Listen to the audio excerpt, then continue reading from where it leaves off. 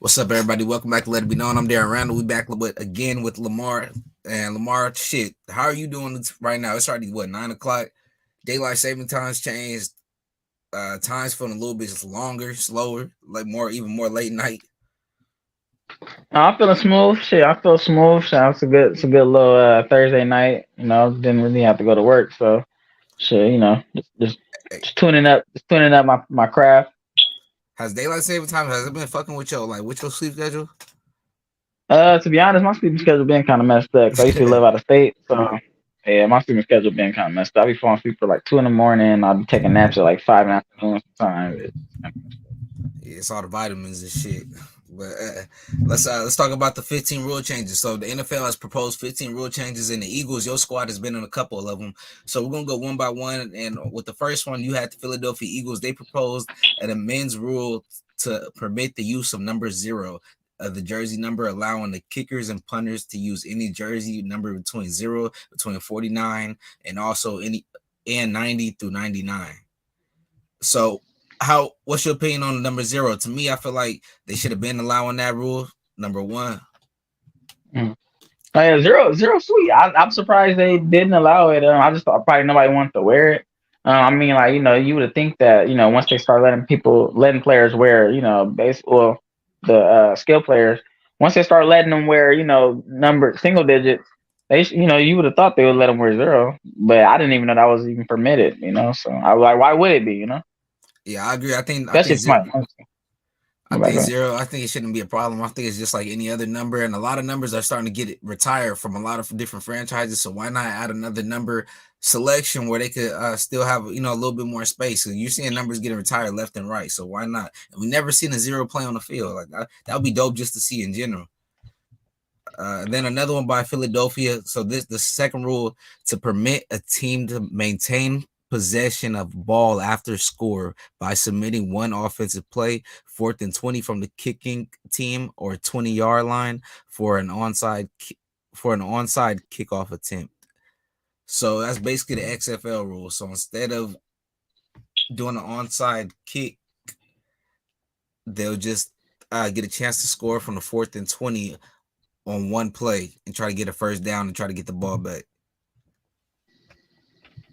Let it be known. I mean, I don't know. What do you think? Fourth. I So feel basically, if you got that one play on 4th and 20, it basically as an extra point, you get the ball back. yeah, instead of doing an onside kick, right? Oh, I see what you're saying. Uh, uh, I mean, maybe we can see how it worked, but I mean, I can see why they proposed that because onside kick has been, I don't like shit. It's probably been statistics where like onside kicks are super hard. It's very rare for it, for the other team to recover. So Right. I don't know. I don't know. Maybe I don't know. Shit, maybe yeah. Maybe you could try it out and see how it is. I'm with it personally Maybe because preseason or something. yeah, why not trying in the preseason? I'm with it personally just because I've already seen it. I've seen it in the XFL, and I was like, okay, that's pretty dope. Just because, like you said, on the onside kickoff, I feel like nobody ever gets the ball back. The percentage of it is crazy off the charts, probably because literally it's like the offensive team or the kicking team is always favored. You only get like 10 yards, like 10, 15 yards apart, and then so Yeah, the kickoff team is and already you gotta let the receiving. ball go to the yard. Right, so it's pretty much in the kickoff. It's pretty much in the kicker's favor, 24/7. So why not? I think this would give the offensive side a good chance. So look, they start from the 4th and 20. It's hard to get a 4th and 20 if your defense is solid like that. It's just as hard as a kickoff. I think so. You give them a chance to make it in the 4th and 20. They get a first down. They get to keep the ball, and I think it's going to be good offense, good excitement. I think it's going to be even more excitement than the kickoff, than the onside kick. No, yeah. To be honest, but I didn't even know they did that in XFL. I mean, I've been tuning into XFL, but not like tuned in like I probably should be. Yeah. But no, I didn't know they did that. That's pretty cool though. I mean, it's good that the XFL. That's actually cool that the XFL is implementing new rules, just so for everybody to kind of see and like, oh, like maybe the NFL should do that. Like Yeah. I even like not to get off subject, but I even like the way the XFL kind of like show like when the people in the booth are replaying the showing instant replay. I like how Yeah. they're going like they're showing the guy actually looking at it in the studio. He's like communicating with the referees, like, hey, like, oh, number 99 was holding. Number 99. He's relaying that down to the to the field, and then the referee's like, hey, holding on number 99. Da, da, da. I like the way they show that in depth. I like that a lot. Yeah, I'm with it because you And player imagine. interviews. Yeah, I'm with it because could you imagine? Let's say the Chiefs are down 7. They score a quick touchdown. They got like 30 seconds to go, and the onside kick is not in their favor. But Patrick Mahomes gets a 4th down and 20, and then he gets a drive, and then he drives down the field with 30 seconds left and scores a touchdown. And now y'all going to overtime with the Bills. Like, I feel like it's better TV than with the onside kick, which you really don't really have a real chance of getting. And if you do get it, it's pretty much luck. It's a crazy bounce. It bounces off the leg, off the helmet, off the face mask. Like, shit just happens like that. But that's pretty much all you ever. That's pretty much the only time you'll see a team receive the onside kick. And if you think about it, I was kind of thinking about it too more in depth. It's like a lot of injuries happen on onside kicks. Like, if you think about it, guys are just kind of like full head of steam, and like you said, it's basically like a hidden drill. You're like 10 yards away, and they have like a solidified guy that maybe like a receiver most likely. That's why they have hands team. They have, most likely receivers or tight ends that's big and I can go up and catch the ball, but I also can take a hit because, these guys are coming. You going up for the ball and you only focus on the ball trying to recover it. Onside kick is desperation. It's a desperation type of situation. So when you're going up for the ball and trying to recover for your team, shit, your body is just, vulnerable. And then, you get 2 or 3 guys smashing into you. So I see why now I can see why they probably implemented that rule on safety rules, since the NFL is, trying to buckle down so much on safety and shit. So I can see that. Yeah, maybe why not try it out? Maybe, they already tried in the XFL, but maybe the NFL can propose it maybe just for the preseason, see how it works. I'm with it. On the third rule, you have on the third rule, we have by the Los Angeles Chargers. Their rule is the Los Angeles Chargers rule is to make the adjustment of the play clock following an instant replay reversal consistent with the other timing rules. So what does that mean? By Los Angeles Chargers, the article. So the Los Angeles Chargers want to make the adjustment of the play clock following an instant replay reversal. Making an adjustment of the play clock of following the instant replay reverse. Oh, my bad. Let me read that real quick. By Los Angeles Chargers, amends Rule 4, Section 6, Article 3. Make the adjustment of the play clock. Adjust the play clock following an instant replay. Okay, so they'll just do a replay then.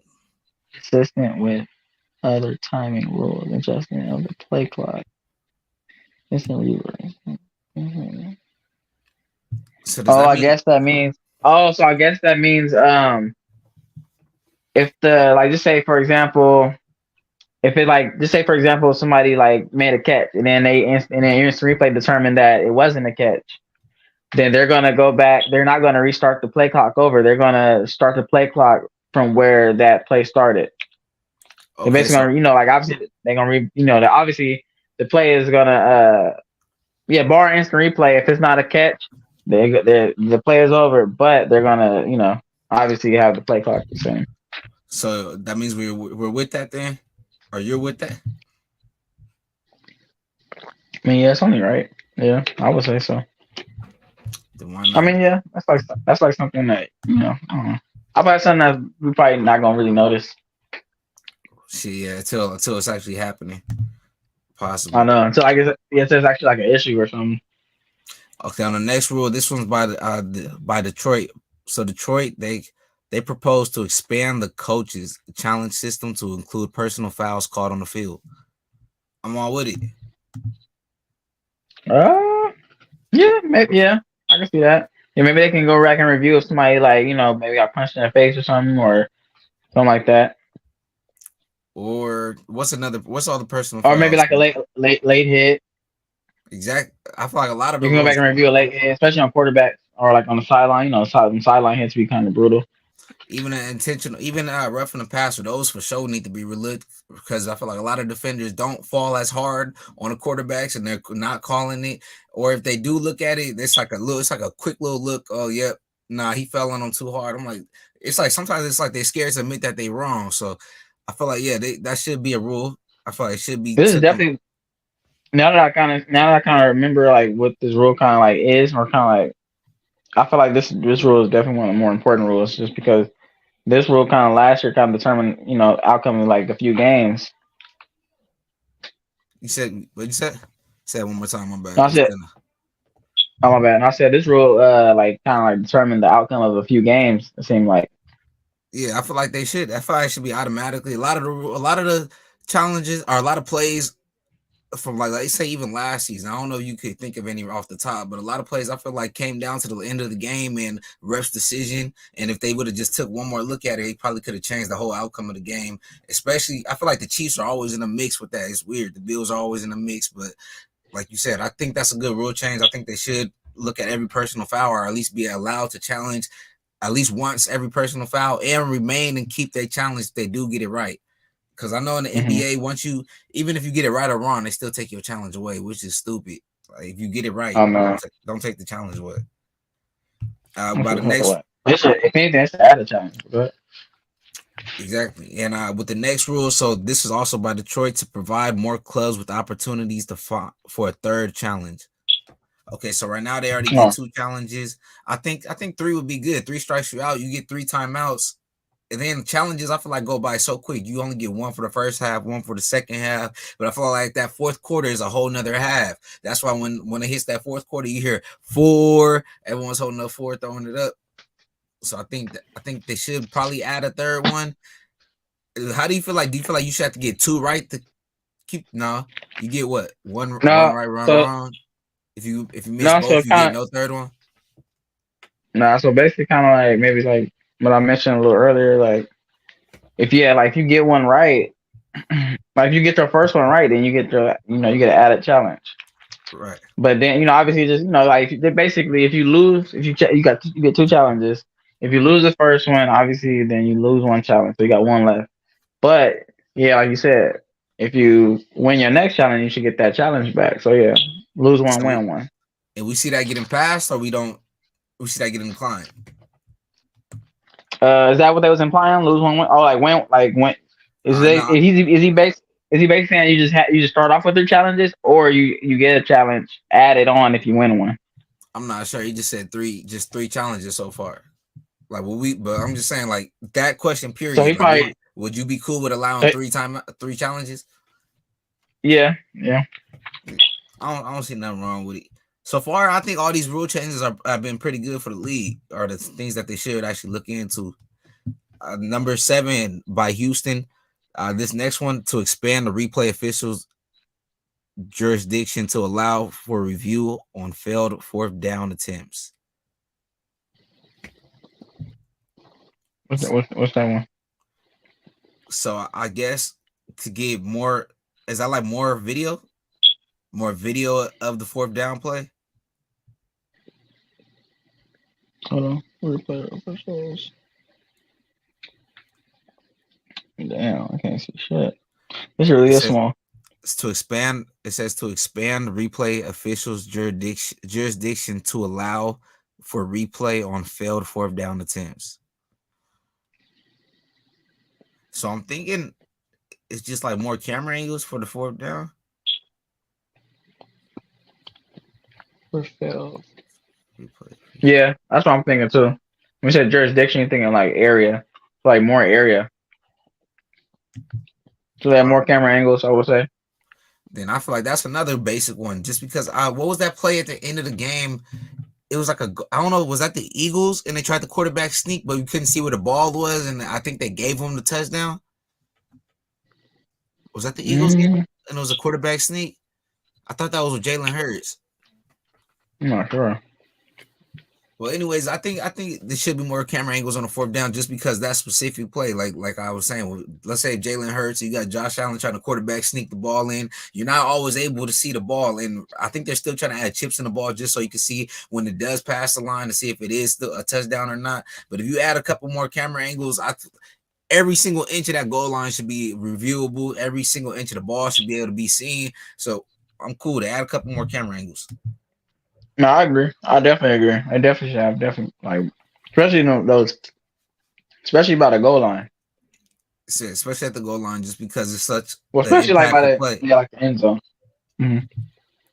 Number 8, Los Angeles Rams. They recommended a rule to make fouls for roughing the passer called on the field subject to replay, assist, or review by coach's challenge. So this is what I was basically just talking about. Yes, roughing the passer, Ben should have been replayable just because you see quarterbacks getting 15-yard penalties on a basic ass hit. Like you could wrap them up, you could do the whole roll, you could not drive them to the ground, and they still gonna call a flag. So it would be great for the refs to at least take a second look at it, because I understand maybe sometimes during a game it could be hard to fully understand and process what's going on. Maybe the hit looked a lot harder, but if you would have just took it a second and gone for the replay, possibly this guy really didn't get as hit as hard as you thought, and you shouldn't be granting him a penalty.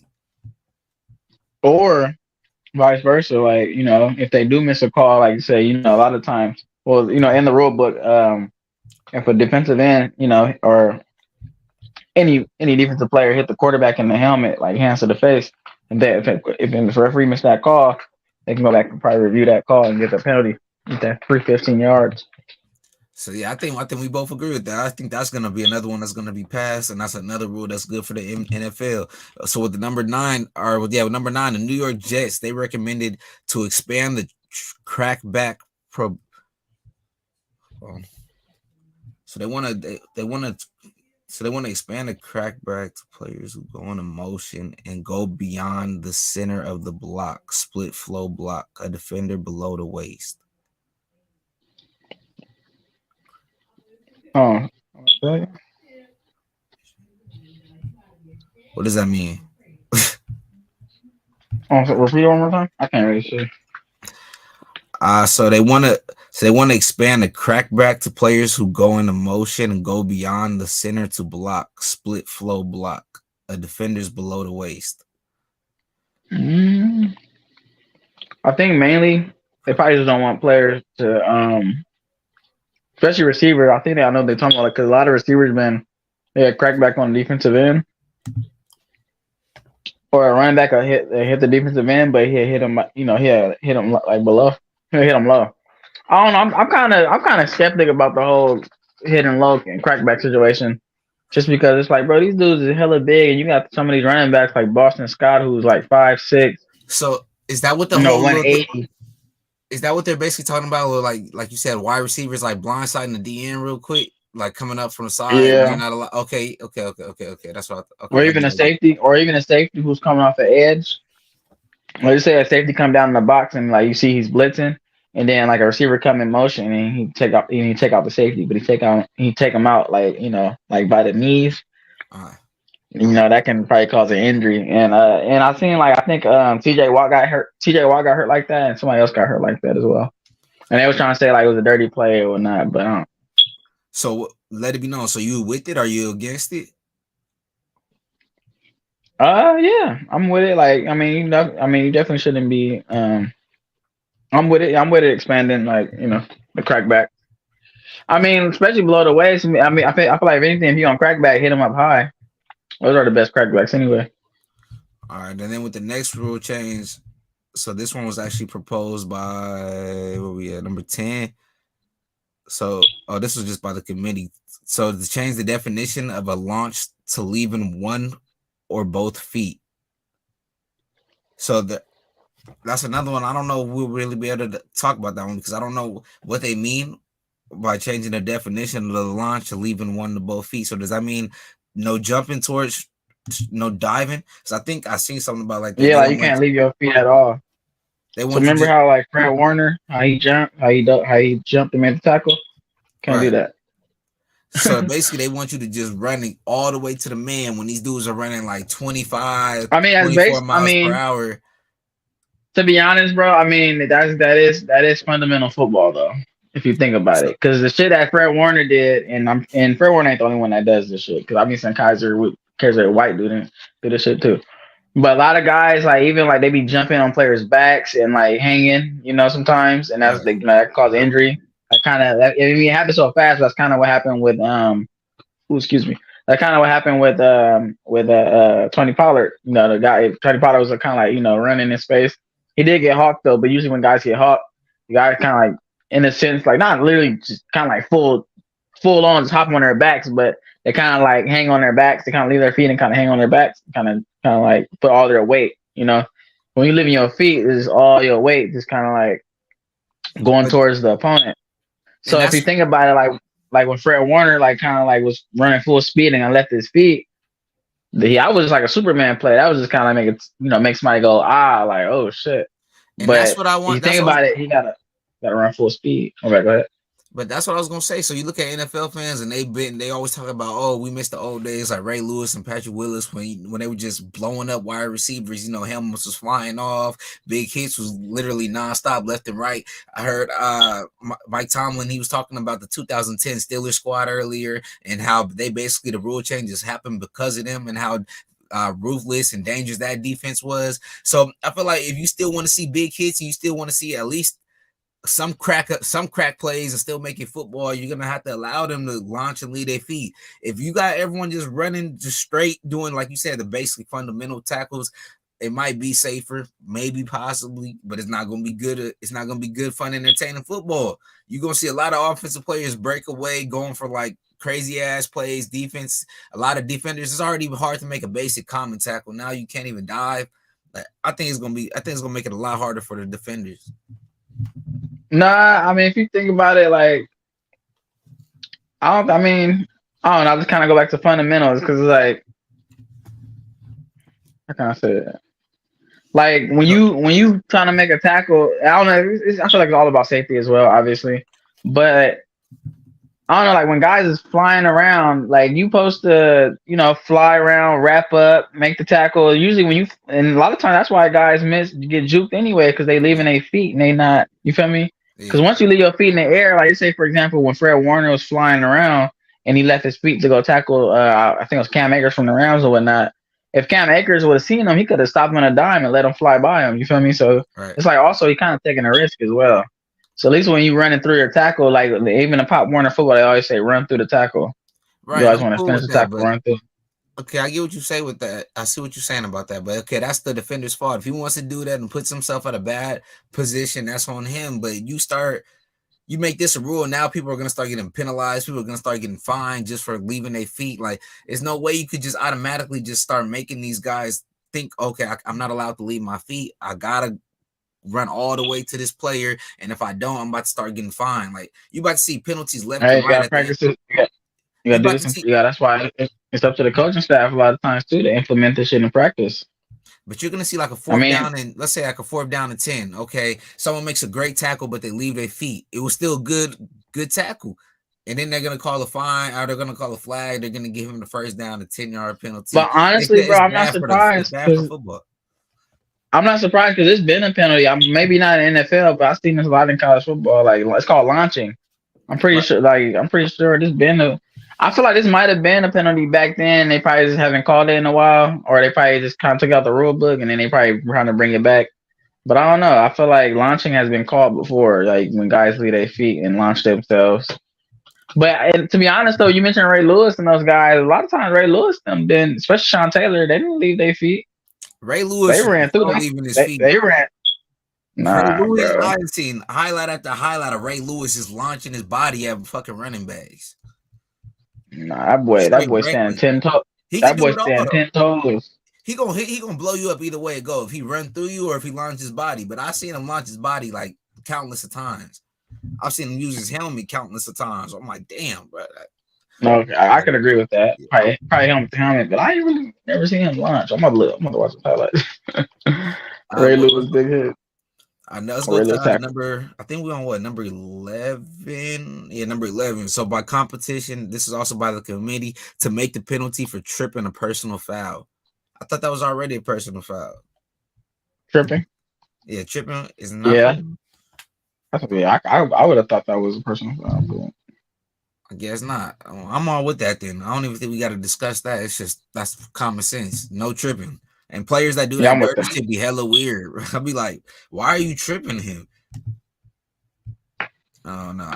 To be honest, I don't see it often though, but yeah. I feel you though. I would that shit this week. But yeah, like you said, we don't see it until like sometimes they get desperate or sometimes they're just being petty with it. And then they'll try to do a little tripping play.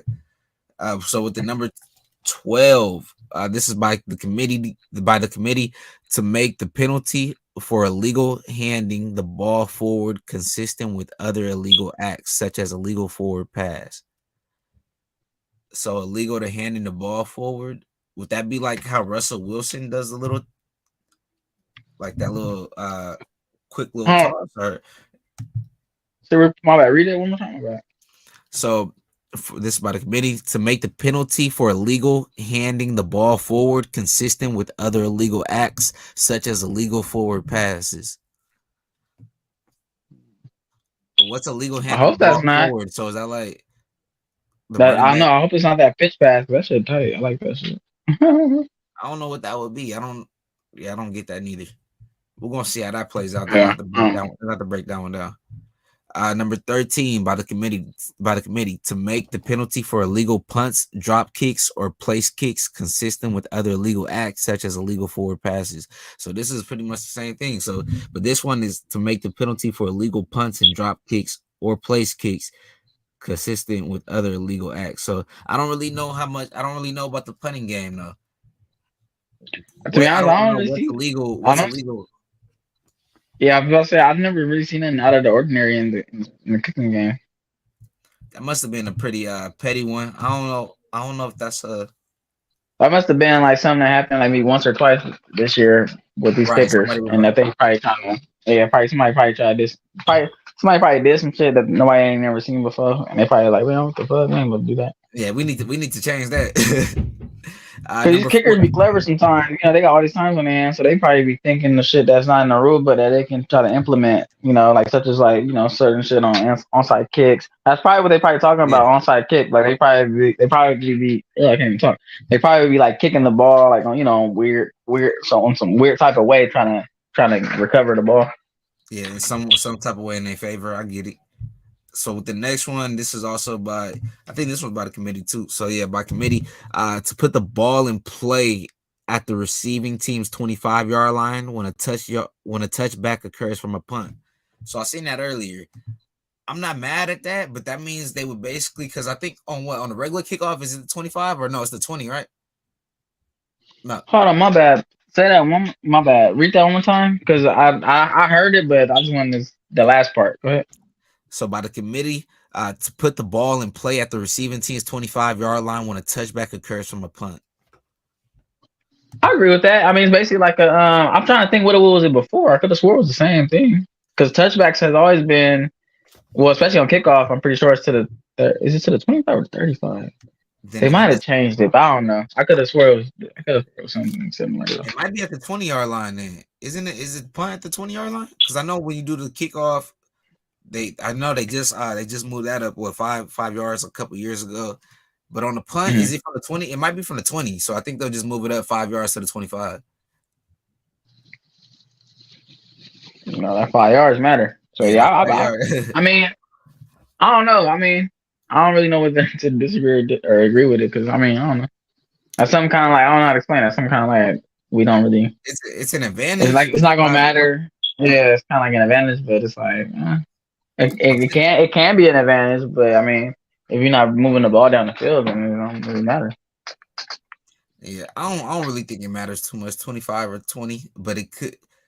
Shit, either way, you're gonna have to drive the ball down all the way. But if you're playing Patrick Mahomes, I'm like, nah, you fuck that. Give him at the 20-yard line, not the 25. I don't know. That was probably another little petty one that they probably just thought about adding. Yeah, that's why that's how I would explain it. That's a petty one. So on the next one, number 15, by the committee to prevent the offense from benefiting by an extension of the hat. Hold on, I gotta scroll down. I can't even see no more. All right, so this one, number 15, to prevent the offense from benefiting by an extension of the half as a result of their foul. To prevent the offense from benefiting by an extension of the half as a result of their foul. So, okay, so let's say it goes down to, let's say the clock goes down to 0, and they're not going. Yeah, they basically going. Right. So I know right. Go ahead. So yeah, let's say the clock's going down to 0 and the offensive lineman, let's say he false starts or something. So instead of giving them time to keep it going, just let the clock run out. Basically, if the clock was already going down, don't stop the time. Let them run another play. Just go ahead and keep it going and just end it right there. Yeah, that's what I'm thinking. Or also too, I've seen a lot of times where at the end of a quarter, just say if there's a penalty, like say maybe there's a PI, they will basically replay that down, even though the clock is at zero. But I feel like now they probably just gonna let the second quarter come, and then they're gonna replay that down and just start, start the next quarter instead of basically wasting time. Yeah, I'm all with you. So if it's on them and it's penalized against the offensive squad, go ahead and let the time just run out. They don't get another opportunity with the ball, or don't hold no seconds. Just let the clock keep going. But if it's on the defense, then yeah, of course, get them their opportunity. So I think that's another good rule change. Because I've seen it even at the end of the games where it's like, or let's say about to be right before the half. I'm like, really, it's only 2 seconds left. Why are you even forcing them to even replay that down when they're just about to go nil it anyway? So I can see it. Oh yeah, I see what you're saying. Yeah. Yeah, like so. Yeah, why not? And then also like somebody might get hurt on that. You never know. They might try to just go for a quick kneel, and then you might have Ndamukong Suh trying to be an asshole, pissed off, and light up the center or something right before the play ends. So I'm with that Like though. yeah. I think that's another good rule change. Number 16, to put the ball in play at the receiving team's 25-yard line if there's a fair catch on a free kick, kickoff, and safety kick behind the receiving team's 25-yard line. So hold on, let me read that one more time.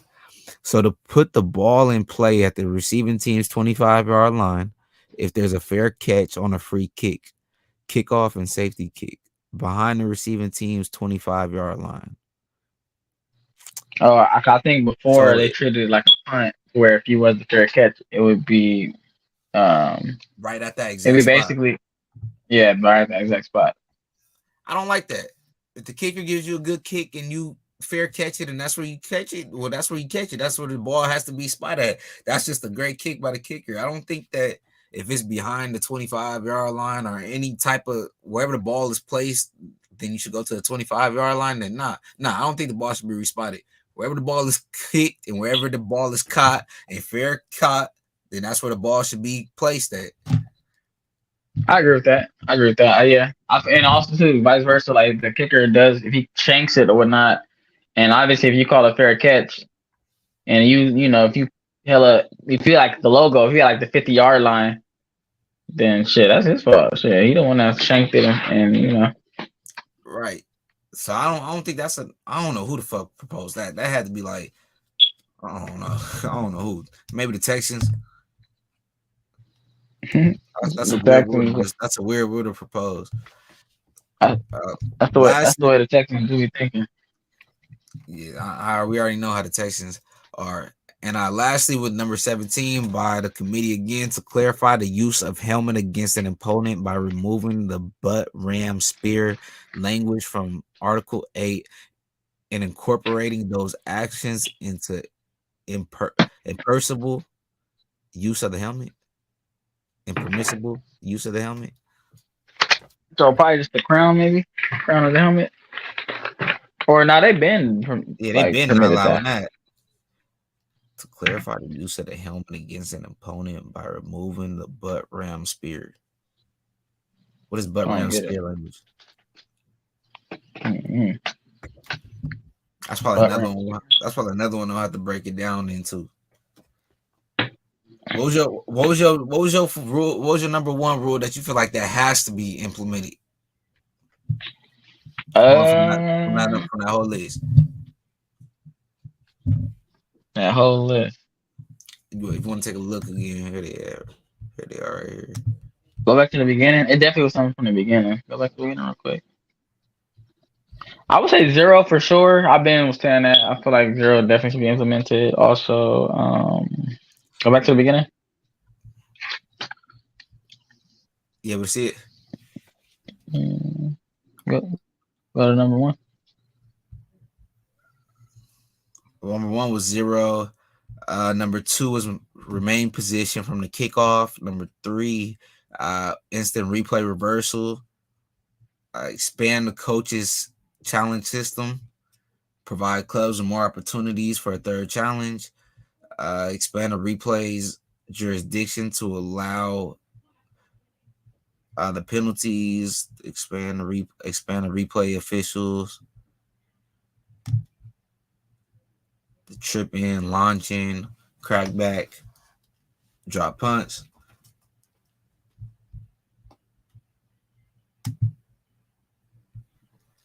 Do you have one? What was the number one you feel like that literally has to be implemented for next season? Like, there's no way they could duck and dodge that.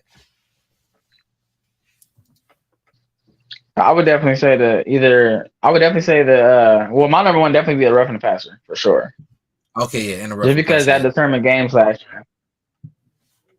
Okay, I would say roughing the passer because that determined like a few games, and then my number two will most likely be Zero. I think Zero will be looking sweet, swaggy, and like you said, a lot of numbers are retired, especially the Steelers. Like organizations that's prestigious, like the Jets, Steelers, Packers, they retired a lot of like numbers. So I feel like if you bring in, I mean, that's only one more number you're bringing out. Basically, shit, there's every other number, out there now. So zero shouldn't be a problem. So I'm with that. So with the first one, you said basically quarterback roughing the passer, right, for the replay. Okay, yeah, I'm with that. I think that has to be reviewed. It's cost us too many games. It's cost us too many game enders. It's cost us too many what could have been. So I feel like that's number one. And then number two, I definitely have to think off on the kickoff, just because on the onside kick, like I said, it's so rare that we see a team actually win it. And then we've like I feel like it'll be a lot of good football played. You'll see a lot more offensive played. You'll see a lot more whoa, that's crazy plays. You'll see a lot more like game changers. Patrick Mahomes giving him the ball with no time left, giving Josh Allen the ball with no time left. It's hella funny because they keep changing it basically for the offense. You never see so many rules change for the defense, but I think that's right. But if you think about it though. No, yeah. But if you think about it, the only thing they probably might can change for the offense, I mean, for the defense is like maybe offensive PI. They probably can try to, give the defense, try to equal chance or a benefit of the doubt more. Because I do see a lot of times when, obviously receivers try to play defense when they know it's going to be a pick. So they try to, stop the defender from intercepting the ball. And sometimes they probably do get there prematurely and shit like that. So, and the referees don't throw a flag because it's not a corner making the play; it's a receiver kind of making the play. So. And you see these wide receivers get just as aggressive as the corners, literally grabbing on the jerseys. They might blow them up. Before the ball even gets there, they're already grabbing and holding on their hands. It's like, man, you're not even gonna give the defender a real chance to get an actual interception. So maybe that was Darius Slay's problem. You said he kept dropping interceptions. Maybe he was getting fouled and we wasn't able to see it. Maybe they was holding on him a little bit. He already struggles to catch the ball. So if you getting pulled on and tugged on by a wide receiver when you're not already ready to be catching these balls coming at you, maybe they should change. I think that would be a good rule to change, though, or a rule that they should apply more. It's already a rule, but they need to actually look into it a lot more. So that'll be the last two that you got. Yeah, I would say so. So I think we agree on that, and I feel like the roughing the passer is going to be changed next season. So we're going to see how many of these get accepted and declined. Yeah, like you said, it should be. I can see probably like 80% of this, probably like 75 to 80% of this list actually getting passed by the NFL committee. We'll see. Hopefully they actually take a look at it and don't bullshit. And I hope they do pass zero. I'm not that great with percentages, but in my opinion, like it was 17 rule changes that we read off. Right. I would say out of 17, I would say at least like 10 will be approved. At least 10 out of 17. I'm not sure. Yeah, I'm not sure exactly which ones, but I would say about 10. All right, we'll see. We'll see then. For show to zero, just so they can add a couple more numbers. And like you said, the Packers they about to get rid of number 12. They already got rid of a hell of other numbers. What was the franchise? Is the not the Packers? Is it the Cowboys that like have no retired numbers? One of these squads got like no retired numbers, even though they got some crazy players that come through the organization. I want to say it's the Cowboys that barely retire numbers. Probably it might be the Cowboys just because I feel like Michael Irvin, he had his retired, but then he let CeeDee Lamb wear it. I feel like that's a pretty cool thing though. That's probably a little off topic, but I feel like that's a cool thing when numbers are retired and then you got the old heads who can speak for themselves, who are who didn't pass away yet or whatnot. But I feel like that's Even pretty cool though, when the old heads give them approval. Like, yeah, you can wear my number. even with Dez Bryant. So you got Dez Bryant, CeeDee Lamb, and then you got like you said, Irvin. So I don't think the Cowboys retire numbers like that. I don't think neither one of them have the number retired, because Dez would have never been able to award if that was the case. No, that's what I'm saying. That was a legend. That was a legend. That was actually a true story. Like Michael Irvin, that number is retired. It was originally retired, but Michael Irvin, when Dez Bryant came out of Oklahoma State, Michael Irvin like took him under his wing. Like even like before the Cowboys even like really no, my bad. Well, Michael Irvin wanted the Cowboys to draft Dez Bryant. They did. And that's when Michael Irvin took him under his wing, and he was like, "Yeah, I want you to wear 88." And I guess Dez felt honored to wear 88 because Dez is wearing number 1 in college. Dez is stupid hard in college wearing that 1. Ooh, looking clean. He got kicked out the league way too early. Way too early. Yeah, he did. Only like 29 last time he played, 30 probably last time he played. Like, yeah, but it's not necessarily he got kicked out. It's just that he had he had a shot with the Saints, but he had I think the first week or two that he was with the organization, he had he got hurt. Oh, Mar froze on us. Then he would still probably be in the league. I would think so.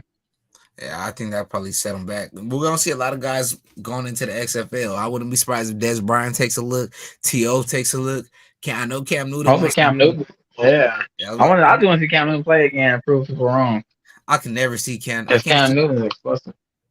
It's gonna take Cam Newton a little bit to really put his pride to the side and say, okay, I'm gonna play XFL football, because like you said, you see when he did that video to start it off, he said there's not 32 quarterbacks better than me. He really believes that, and there's 32 starting quarterbacks in the NFL.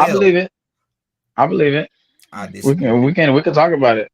We can talk about it real quick. That's definitely something we can talk about. Because don't get me wrong, I don't think he's a starter though. I believe that. I don't think he's a starter, but there isn't 32 quarterbacks that's better than him. Oh yeah, right. So you mean to tell me? No. Yeah. So but between wait, so you're saying there is 32 quarterbacks that are better than Cam, right? I don't. So look, I don't think there's 32 quarterbacks better than Cam. It might be 20, it might be 25, but 32. And the reason I'm saying 32 is because there are 32 teams, right. And the base I'm saying that there's a few starters that's starting or projected to start or even started last year that's not better than Cam, in my opinion. So far as like, don't get me wrong, so far as Mike White, that's one of them randoms that I can think about. Let me explain. Let me explain. Don't get me wrong. I'm saying like, but he's still one of those randoms. That's what he's talking about. Don't get me wrong. He balled when he had the chance to. But that's what I'm saying. If you put Cam in a situation where, you feel me, when he was in New England, that wasn't a great situation. He had no receivers. True. The Jets, you see what the Jets have. You feel me? Like even with what's called as a jackass, Zach Wilson. You see he has a squad kind of like in place. You feel me? So I'm just throwing Mike White out there because Mike White kind of was one of them randoms because we didn't know about Mike White until he kind of balled. You feel me? All right. But you see what happened too. Mike White didn't ball every game he started. He had a few games where he struggled as well. You feel me? So it happens, bro. It happens. And then who else? Baker Mayfield. I don't believe Baker Mayfield is better than Cam. What you think? So this is my thing. So he went to Carolina 2021. Cam Newton threw 4 touchdowns, 5 interceptions, in his return to Carolina. But Carolina been ass though. You gotta think too. Look, you gotta think when he was playing terribly when he came back. But listen. No, it was nice. How is his fault? We don't got no weapons. But look, let me tell you. Listen. Well, look, you gotta think about it. Aaron Rodgers. Not saying Cam Newton is Aaron Rodgers, but them guys are older, right? Mm-hmm. So why just because Cam Newton is a black quarterback and he's big and he's fast and he's strong, listen. Why can't he go to a team that's set up with these weapons? Why Aaron Rodgers get the choice of, oh yeah, I want Odell and I want Allen Lazard over here and I want this guy over here. Let Cam Newton get some options. Let me get D-Hop. Let me get my boy D-Hop. Let me get Sammy Watkins. Let me get my choice. and then see what I can do. You feel me? I'm older. Let me get our choice. I want MVP before, so let me get my choice now. Why can't I get rewarded that? You see, Aaron Rodgers get his little choice. You feel me? So what has Cam Newton always been known for? What you mean? Like what when you Superman? think Cam, Superman? yeah, when you think of Cam Newton, what do you think about him? Do you think athleticism, right? You think, man, this guy Yeah. is crazy And athletic, Rodgers athletic too. crazy. Right. But he wasn't athletic like Cam, though. Cam had Yeah. speed. Cam had power. Cam was like 6'5". Cam was over there breaking tackles. He was Size just the though. next. That's the difference. Size. Right, That's right, the. It's right, not right, athleticism. right. I Because totally what's agree kind of with that. athletic too.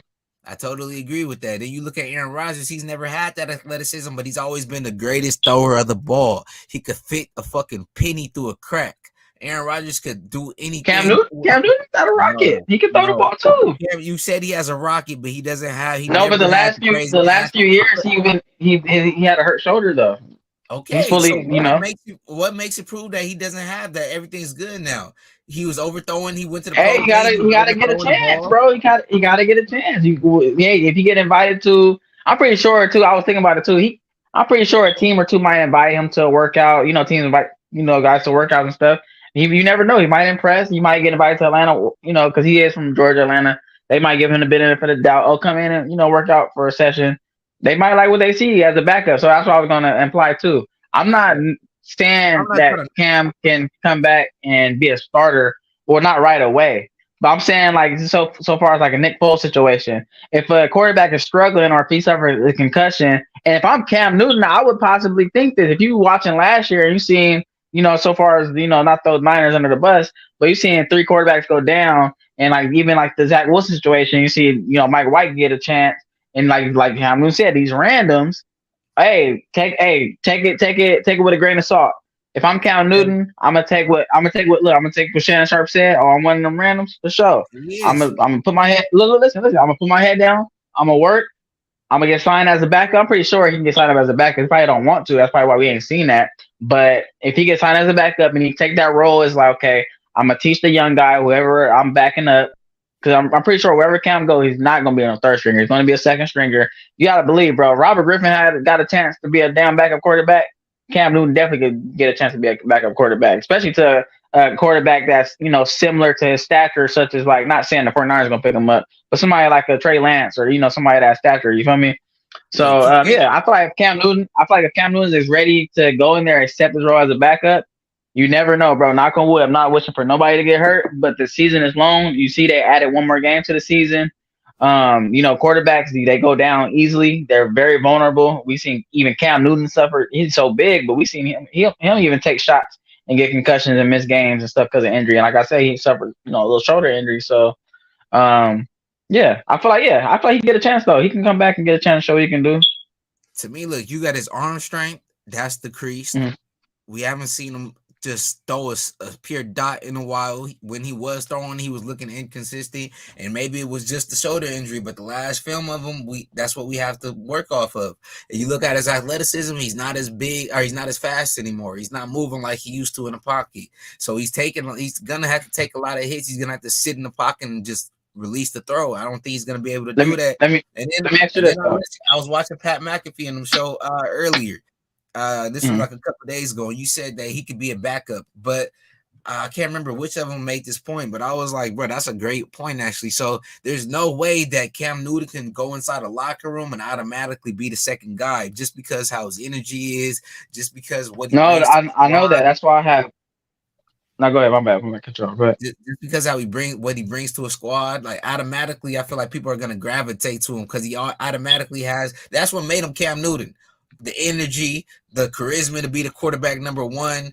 He makes guys want to believe in him. He's a leader, and that's the problem because he might have everything you want in the quarterback except the play, talent wise. So, yeah, I want you to be the starter, but this guy at number one spot, he's more consistent than you. He throws the ball better. He's probably more mobile than you. So it's kind of hard to throw Cam Newton in today's NFL. And they're talking about, look, you got guys like Lamar Jackson still hasn't been paid. Still, there's guys like there's teams that need quarterbacks and they're not calling Lamar. And this is an MVP quarterback. Cam once was an MVP. Still not calling Cam.